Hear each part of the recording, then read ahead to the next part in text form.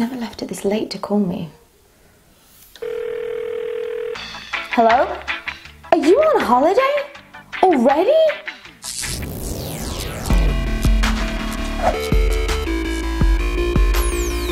Hello, I'm Layla and welcome to my occasionally unbiased football show, the show where we discuss what on earth just happened in Russia. The final is done. France are the champions and a 19-year-old scored in the World Cup final, stealing the crown off both Messi and Ronaldo in one fell swoop. But let's not get ahead of ourselves. Let's start at the beginning. After Robbie Williams managed to kick off the World Cup by insulting the whole world and actually probably being banned from Russia this time, the football was allowed to begin. We were introduced to our new frenemy, VAR. VAR decided that rugby tackles are allowed in the box, and then weren't allowed, and then are allowed again. Actual handballs are allowed, whilst accidental handballs are penalties. David De Gea made his one and only save. There were more last-minute goals than any other World Cup group stage in history, and despite Germany scoring one of those goals, they were knocked out in the group stages. Brazil fans in Russia held a funeral for them.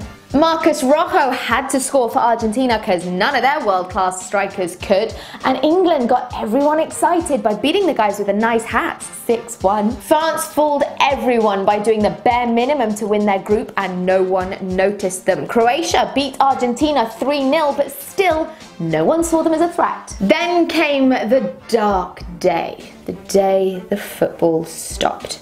The 29th of June was the day we all had to talk to our loved ones, clean the kitchen. A man in England ate a sandwich.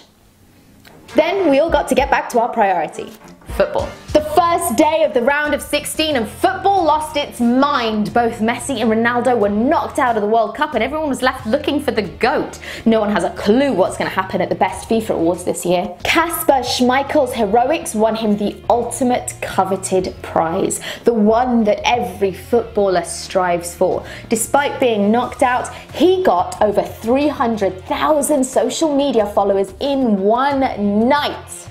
His teammates are livid. Russia knocked out Spain because De Gea didn't want to overshadow the save he made in the group stages by making any more, so he just stopped saving. Therefore, the quarterfinals saw the lowest ranked team in the World Cup miraculously continue. De Bruyne, Hazard and Lukaku played the best half of football of their lives to get Brazil knocked out, and I had to continue working, which is quite frankly ridiculous. Hugo Lloris nearly swallowed a dragonfly, which, as I previously explained to you, confirmed that France would win. The semi-finals brought England with them, which confused everyone because they're usually home by now. Jesse Lingard had to message his mum because she put the dinner on and she had to go to Russia to see him.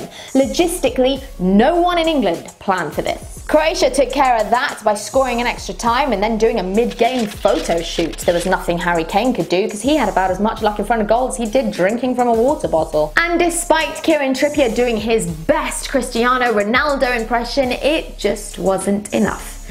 And so Croatia met France in the final. Invitee of Vladimir Putin himself, Conor McGregor rocked up into the stadium with his spectacular swagger and took every opportunity to rub it into Khabib Nurmagomedov's face. The king of self-promotion was back, and he used the World Cup final for his own gain. The final had everything needed to sum up this World Cup: an own goal, a contentious VAR decision, and French domination. Hugo Lloris tried everything to get Croatia back in the game, but the rest of his team just wanted to win. Dejan Lovren, who earlier this week said he was the greatest defender in the world, proved it to be true when he tackled to the ground a Pussy Riot protester who invaded the pitch. Now that was great defending. And that brings us to now. The World Cup is over. This is the point in our lives when we are at the furthest from the next World Cup game. This is the lowest of the low. But tomorrow will be one day closer. So I guess I'm done. To watch episodes that you might have missed, you can find this show on NBCSports.com, the NBC Sports app, and NBC Sports YouTube channel.